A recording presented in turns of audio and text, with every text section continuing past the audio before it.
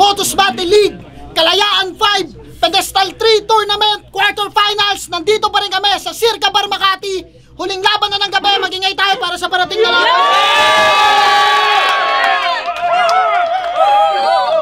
Siyempre gusto ko pasalamatan Circa Bar sa pagpapahiram palagi ng venue. Maraming salamat. Crown Manila, siyempre Pastry Vapors, Cypher Philippines, Taragis Takoyaki, kay Team Kaaway, Blacksmith Jewelry, sa sponsor natin ng championship ring na magkakampiyon sa tournament na to, Dentalaga Dental Clinic, at syempre Hailey's Food Corner.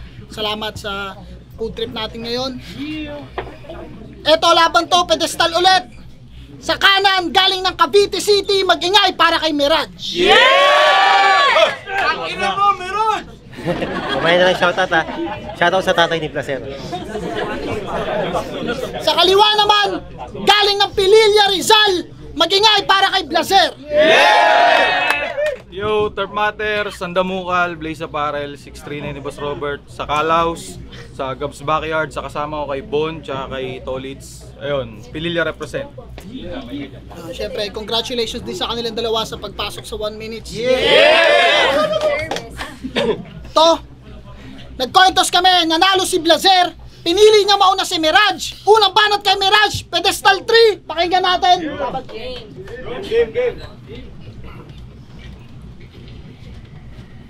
Asan yung tatay mo?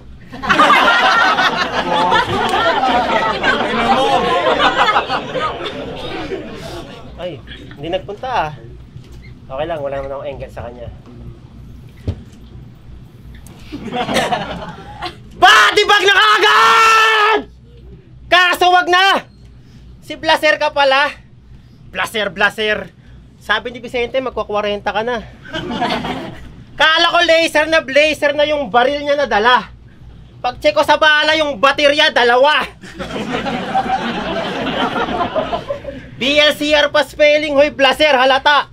BLKD na ginaya mo, wala ka pa rin napala. Porkit may graffiti ka, feeling mo sa pader ka gawa. Yung tattoo mo parang sticker. Yung papel na basa. Yung sulat ni Balakid, pader talaga. Yung sayo mukha lang inayos kasi nagpaderma ka pa. Mukha kang yakusang-kusang yuyuko. Para kutusan. Ay, tumasik. Sa Prince, ito na yung susunod. Kasi nga utusan. Kagawad na panay buhat bangko para tulugan. Ang usapan sa barangay, pinturahan yung lugar, ginawa yung pinta, puro sugal. Tapos last year, pinagyayabang.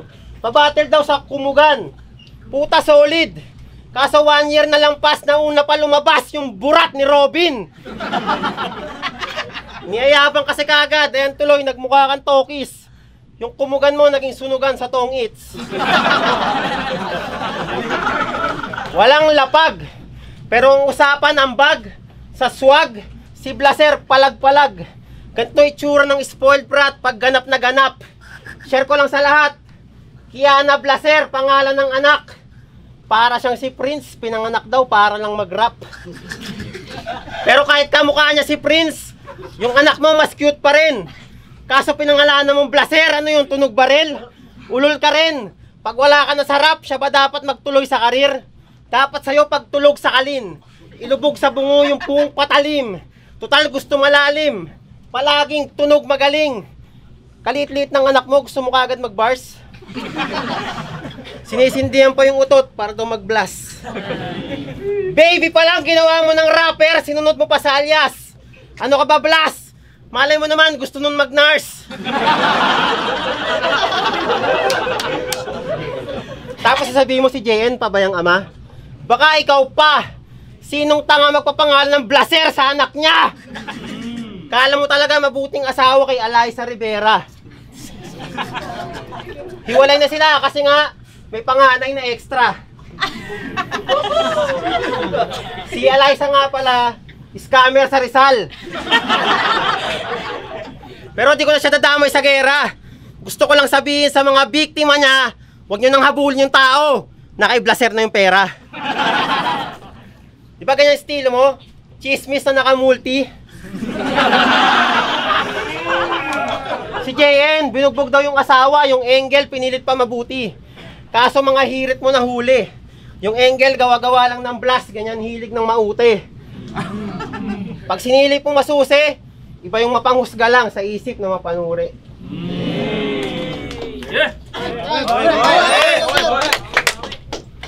Tahimik lang. Hinahanap yung tatay ko nagre-rebat. Tanga, andun sa labas, nagsusulat. Ito pala yung master ng lahat. Aba pa picture kung pwede. Saludo sa'yo, pastor, sa kutis mong pang teleserye. Kilala ka daw sa streets na respetado at disente. Kasi Mormons ka dati nung di ka pa nagre-rebelde. Kaya nag-abroad at nagtrabaho na lang si Manong sa bar. Kaso yung among Arabo may planong anal. Sa ganyang kutis palalong kantot bagong kasal. Kaya karipas si Mirage puta takbong rakal. Oo, muntik ka ma-rape doon. Nakatakbo ka lang daw. Makakatikim ka sana ng burat na walang masyado na banlaw. Kaya hindi lahat ng maputi masasabi na mapalad. Sa amin pag sumusobra sa puti, tinitimbre sa kagawad. Kaya sa Big Fish, ako ang hunter, mistulang lahing Eskimo. Maanghang ang bawat hain na parang galing Mexico. Ako merong jokes, multis, wordplay para sa nagtiket, di masayang kada sentimo. May dedikasyon bilang kagawad, kaya sinulit ko yung 3 termino. Si Katana dapat kalaban ko. Si M-Site paano pinilit? Nabaguhin ang bracket, multoy sa kabila niya siningit. Nakamit mo nga yung dream match pero panalo panaginip. Kaya tong race patungong semis, may Mirage na titirik. Sa pilitan yung Casper tumagos. Sa pagtansya nagkamalikat. Ngayon pagsisisihan mo na dapat di siya nagpalipat. Ito ay masteral degree sa level na pinakamahirap. Kung inakalang madali lang pasan, ako'y ibang makabalikat. Kasi pag master, ibig sabihin may expertise na kaakibat. Nabisto ka nga ni Prince sa pandedeko at kanasipat pag nauubusan ka ng punchline. Sa comedians ka maghahagilap. Imbis gatasan yung iba ay mas dibdiban ka magsikap. Typical na Pinoy, sabay sa hype. Ganun ang nais ba na aura? Kahit produkto gawang China, magka-Travis lang na moka. Kaya marami kang nabulag, parang promise lang sa sona. Daanin sa tabil ng dila ang na-practice niya ng sobra. Talagang kinakagat yung mura kahit wangis lang at kopya. Mamersonal sa bawat battle, ganun yung habis niya at boka. Tapos master na agad, puno ng palasis at bola. Pag ako na mersonal baka labis kang matroma. Kahit nga sa mismong rabis, kapwa rabis ang pangontra. Pagiging master ko ay puro, dito artist lang sa forma. Mula sa roots ang aking belt pag kinilatis man ang obra. May talinong naging bunga pagkat lapis at krayola ko nagamit na nanggaling pa kay Francis Magalona.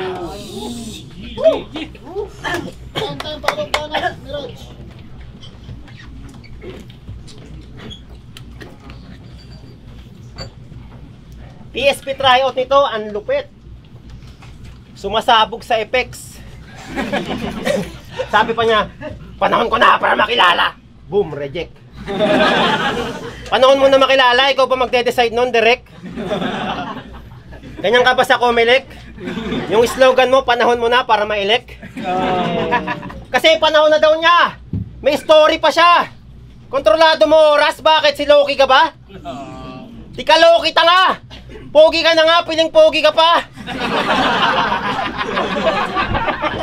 Yung magulang mo, pinalaki kang peste, ikaw si Doding Daga. Baksak to sa akin kahit konting sapak, ako si Broily. Tagdobleng batak. Magkakalat lang to ng dugo, parang si Aubrey kapag solid lapag, sorry tanga kahit may Dolce Gabbana o kotse ka pa. Bali wala yan, pag coding pala.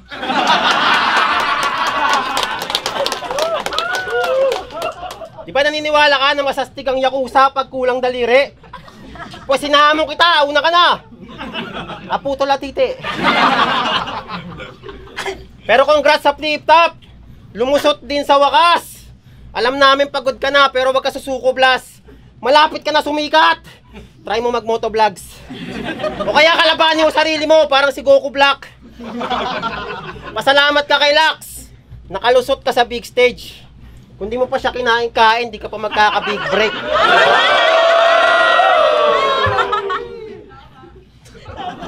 Pero sa totoo lang, di pa yan nag-rap, tropa na namin yan ni The Ultimate. Nag-aral yan mag-bars hanggang maging intricate. Nahubog, naging maangas. Tapos gagawin mo lang EB Babes.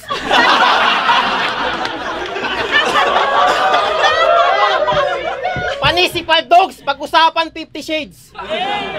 Magki-30 na yan, tatawagin mo pang baby cakes.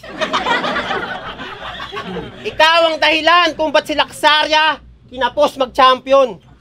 Kinabukasan na yung finals, kinantot mo pa maghapon.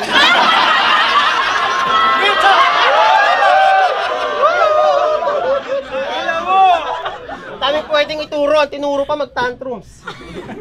Para daw sa hype, kay Salome kahit naka-video papatol. Kaya pala yung Blaser, puro capital, kahit kanino papatong. Kagawad, tumakbong kagawad, pero sa hip-hop nakabantay. Alam namin magaling kang magpalakad, pero hindi sa barangay. Sa flip-top nagpabackup, di na nakapag-antay. Nakapasok ng 1 minutes, kasi nga, magaling mag-rhyme. Di ba sabi mo na battle ka lang sa Motus kasi may aircon na nakalagay? Pa-blaze ka pa, pag mainit naman, panay ka sa paypay. Kala ko pa pag mga Blazer, mala Lakers, kahit sa hit, sasabay. Takbuhan naman pala pag mainit, parang Tagaytay. Walang banat. Pasensya na kayo, walang boses. Round to game. Nilisan niya yung battle rap sa panahong siya ay naumay. Sa mabagal na pag-usad ng karera bilang Mirage, kaya lumipad siya pa Dubai. Ako nag-antay ng matyaga at nag-stick lang sa tulay. Parang alak na selyado, kaya yung spirito ko sa battle mananatili na buhay. Bartender sa abroad, may trabahong good at stable. Kami naglagay ng food sa table, sabay balik sa hood at neighbor sa pagpitas ng fruit of labor. Yung bartender nagbalik, ngayong sikat na yung kabatch niya at mista. Confused na bartender, kaya pabago-bago ng timpla, kaya target lock sa barman. May emphasize sa bid. Biyaheng langit ang Mirage, go the extra mile na trip. Mabigat makukuhang senaryo na may pang terabytes na clip. Dahil rekta ang bigayan, parang hindi centralized na tip. May balikbayang ma-outbox, ma-outclass ka sa bar. Pamili ka, jab straight o jab straight pakatar. Mano-manong tatapusin itong sa rap type pinag-spar. Maliligo ka ng hook na parang highlights ni Jabbar. FRBL pa lang, panihabol na to sa akin. Kahit si Rayan yung tatanungin. Tila catch weight sa Blaze, sa pilitan na pagtatagpuin. May special treatment ka kay Sight, pues patay ka niyang sasaluhin. Tung mahilig sa personal, sa ganong treatment ko gagamutin. Game? Game! Kamusta na yung GF mo sa Dubai? Na pinagpalit ka sa businessman, bagay na di niya malunok. Yung babaeng kinasama, ang kinasama niya ng loob at halos magbikti ka tol noong winalang yakat na sulot. Formal kanyang iniwan para sa may kurbata na suot, sa picture daw tanaw pa noon. Matatamis na halik bago. Mapansin pagkukulang mo na di niya lang mareklamo, kaya nagbago turingan. Pinilit niyang masagip kaso. Nung siya'y na-develop sa iba, agarang nagpalitrato, kaya wag siya sisihin mo. Kaya wag siya sisihin mo kung may iba nang natitipuhan. Yung babaeng mababa ang lipad, nakahanap na ng sisilungan. Nagbilang karmang kumatok sa iyong mismo ring pintuan na Mirage man o anong sasakyan, madalas talaga naiiputan. Kaya pala dyan ka nasanay sa pangungupal pandadamay. Nung relasyon di maagapay, nawalan ng kaagapay, pati magulang iaanggel. Kaya ba naging master tong kupal na to? Diyan ka nga ba mahusay ng labis, o yan kasi yung mga alam mong kulang sa'yo? Time, walang banat. Yung magulang dinamay ko, pero tahimik lang sila, di sila napipikon.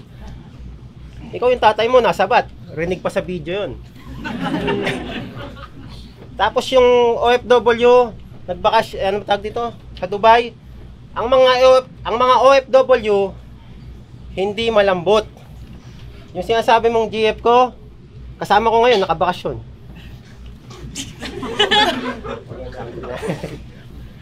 Yung ibang may tato, passion. Ikaw nakiuso ka lang. Pil na pil niya yung karayom. Pag lumulusot, malamang. Petis kasi niyan yung sundot sa laman.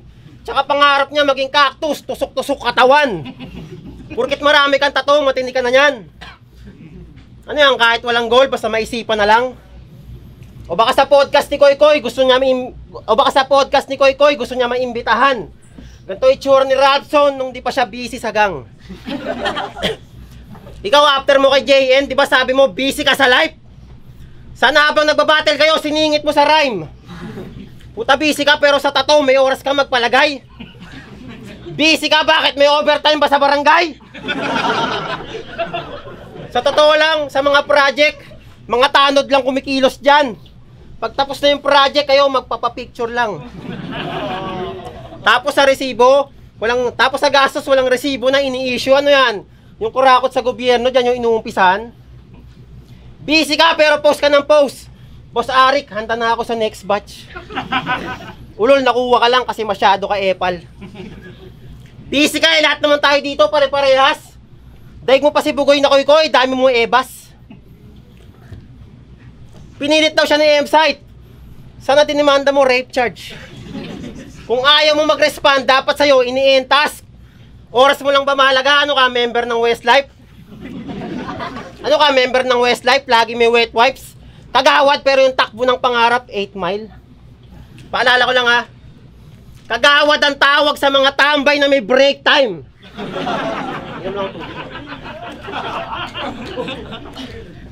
Mga bisibisihan kuno. Seminar para yung opisina puno. Kunwari nag-iinat buto, masisipag lang kayo pag nagsisipag, tulog. Tapos sa Facebook, battle niya lang yung malimiti flex. Narcissist na mahilig lang sa sarili niyang verse. Sa community na to, di ka ba nagigilty, Blaser? Paano ka maglilingkod ng buo, di mo nga magawa yung simple na share? Kala mo ha, marami ka pang butas na di mo natapalan. Mukha ka ngayong napalabas sa kapalaran tapos 1,000 kalaban. Ang yabang, kala mo kung sinong mayaman. Yung brief mo nakaikot sa gripo pang ipon kalawang.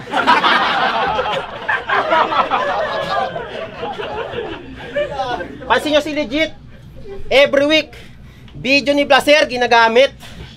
Ang sarap naman pag may tropang vlogger. Grabe sa tactic. Kala ko ba pag legit rap battle topics, dapat ginawa mo na lang yung Blasernatics. Total success naman, napansin to ni Arik. Ako ang napansin ko, sabi mo kay Serses, inaral yung batas parang abogado. Mukha ni Serses, abogado. Mas mukha yun akusado. Inaral yung batas parang abogado. Tipsy D versus batas, doon yung galing, kapal ng mukha mo. Kanina pinarinig ni Vicente yung lines, di ba? Ako rin.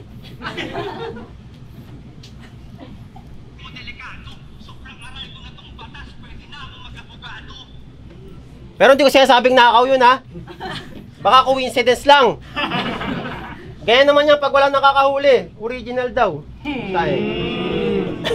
Time. Kumbanat. Blaser. Tolas. Panay dikit kay Katana at MJ sa mga tito na libog. Tas sa triangulo ni Serses gustong mapabilang sa bilog. Sulitin nyo yung kada banding pagkat malapit ng matodas nang mabawasan ng MCing magagasto sa salompas. Grabe pumili ng circle. Mga mukhang galing sa rehab. Matatandang alas 6 pa lang ng hapon, nakaka-30 na hikab. Matatandang alas 6 pa lang ng hapon, nakaka-30 na hikab. Katana, MJ at Serses, ibang bawat kalidad. Ganyan humanap ng katropa, dapat ka-age.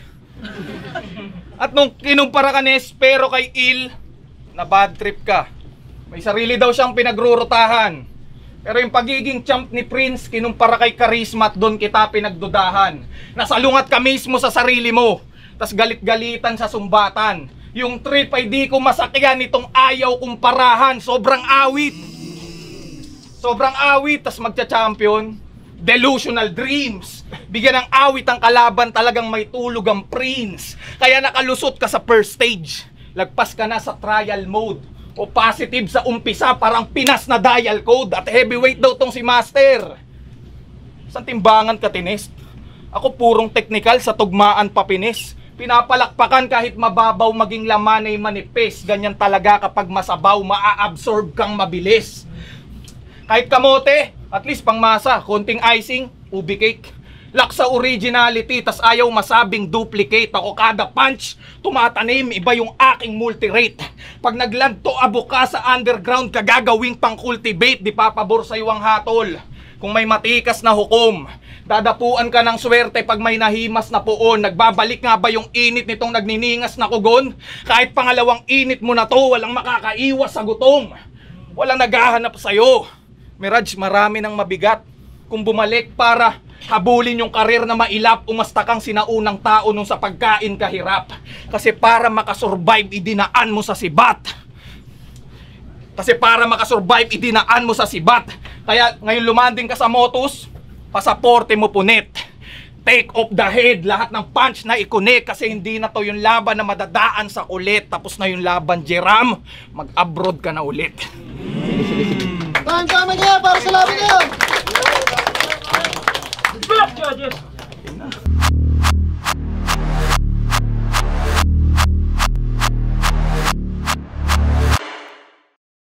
Motos Battle League, Kalayaan 5, Pedestal 3 Tournament. Magingay ba kayo isang beses para sa laban? Gusto ko ulit magpasalamat palagi sa Circa Bar sa pagpapahiram ng venue para sa amin. Kung kailangan nyo ng venue para sa event, gatherings, parties, or company, kung ano man, message nyo lang sila. Madali sila kausap, Facebook page nila. At salamat sa lahat ng mga sumuporta. Palakpakan nyo yung sarili nyo. Sa mga nanonood sa amin live, syempre. Ang mag-a-advance sa semifinals, ang boto ng Urado, 3-2! Magingay! Para kay Mirage!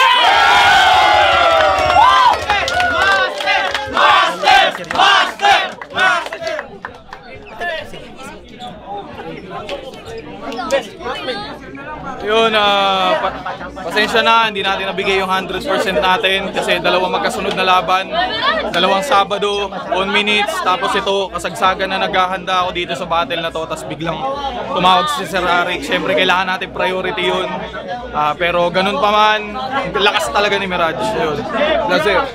Yung shoutout kila Aubrey, Ichad, Oni, kila Jake Orozco, kay ETC, Aubrey Ancheta, tsaka lakas ni Blazer. Parang sa akin kahit sino pwede manalo mo. What's up, Joss? Mabilisan lang. Round 1 ko, Blazer. Kala ko kay Mirage na, pero dahil dyan ni Blazer, konting-konti lang. Round 2 ko Mirage. Mas consistent, mas okay yung delivery, mas maraming suntok. Ayun, bali, all one na. Tapos sa round 3, medyo nakabahan ako sa mga setups ni Blazer. Okay din, malinis, pare sila nag-stick sa style nila. Yung style clash, jokes, 1-to-1 to si Mirage. Si Blazer 4 vs 4 bars, pare sa malinis yung multi. Pero para sa akin, nakuha ni Mirage yung 3. Kaya ayun, 2-1 Mirage. Joss, maraming salamat.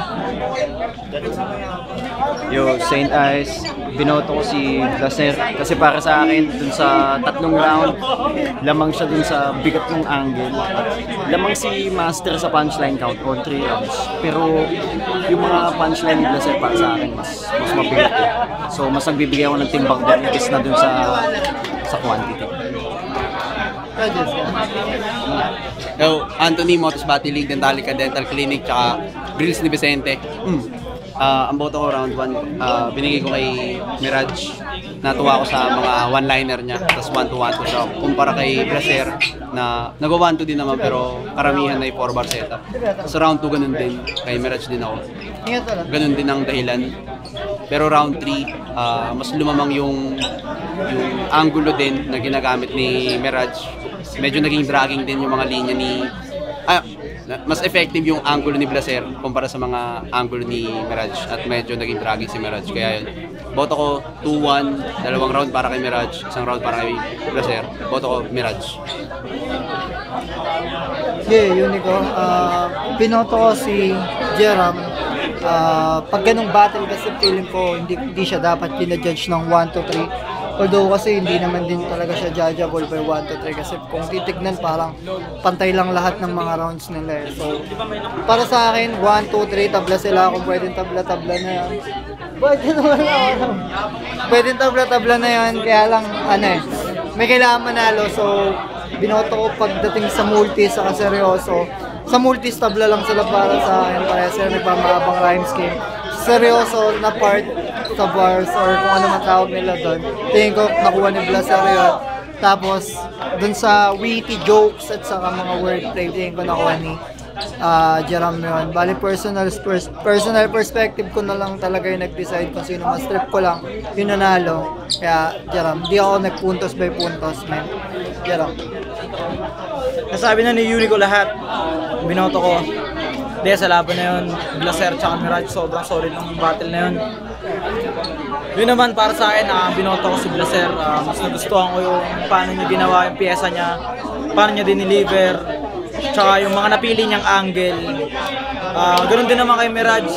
Akala ko lalaylay yung angle ni Blaser tungkol dun sa asawa sa ibang bansa pero naging madiin lalo yun nung nagrebat si Mirage dun sa nakasama niya magbakasyon ngayon. Kaya para sa akin naging mas dagdag puntos kay Blaser.